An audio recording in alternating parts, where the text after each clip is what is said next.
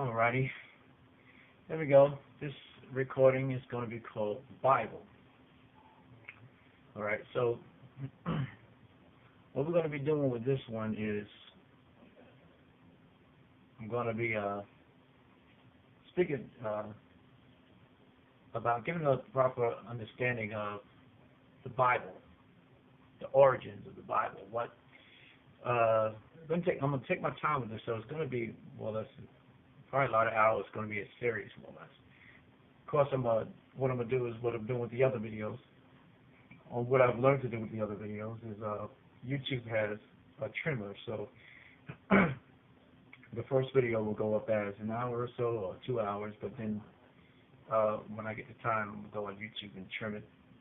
When I upload it, I'm going to trim it to maybe 10 or 15 minutes a piece, split them up like that.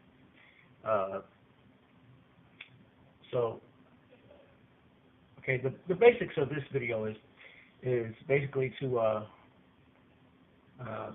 explain the origins of the Bible. All right, the Bible, as far as the compiled thing, compiled. It's a lot of crap in the middle of holding pages for me, but the compiled Bibles, the compiled book, a Bible meaning a compiled book, a book of compiled old scrolls and the letters and epistles of old, and also speaking about it collectively as well as individually. Okay, this is not a video to in any way hate on the Bible or hate on any of the Bibles at that, no matter which one, King James, Geneva, any of those, the ones that came before the King James. It's not to hate on the Bible per se, but this video is being done as a bringing back into relationship God's people, the people that will be God's people, Yahweh's people, bringing back into relationship and into covenant with Yahweh, with the Spirit of the Most High, bringing the people back into relationship with Him, as opposed to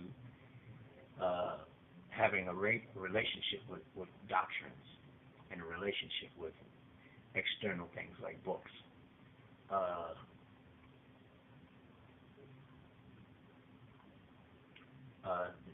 There's no, again, I'm going to say it like this, like I said in other videos. I don't believe that the Bible contradicts itself. Let me start out by saying that too. I do not believe that the Bible contradicts itself.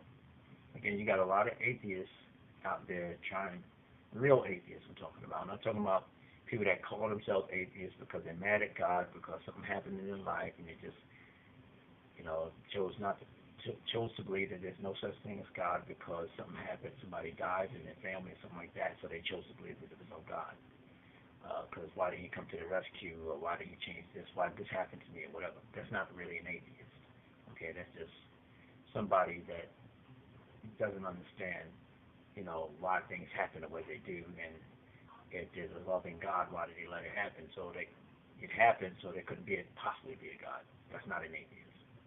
That's not an atheist. People that believe that way are not really atheists, even though they'll sit up there and call themselves atheists. And they don't. Even people that do that do not understand even what a true atheist is. But there are real true atheists on the internet. And what true atheists do is they actually try to, study-wise, they try to disprove that Yahweh exists. They try to twist things and come up with all kinds of knowledge and science or whatever to prove that God does not exist. And a lot of them are well studied and well rehearsed in what they have studied. Okay, and the whole purpose of studying is to prove to the planet that God or Yahweh really does not exist. That's an atheist. And so there are atheists out there And people also that think themselves to be atheists, they will sit up there and open one portion of the Bible, another portion of the Bible, and say, look, the Bible contradicts itself. The contradictions that they're talking about are not true contradictions at all. You know, I've seen some of them, and it's not true. Okay, so again, I said that the Bible, we have to first understand that the Bible does not contradict itself. But let me say this too: the Bible has no life in it. It's not a living, breathing person with any life in it whatsoever. People contradict themselves. Humans contradict themselves. Angels contradict themselves. You know, fallen angels. Demons and devils, you know, that like to tell the truth, they contradict themselves.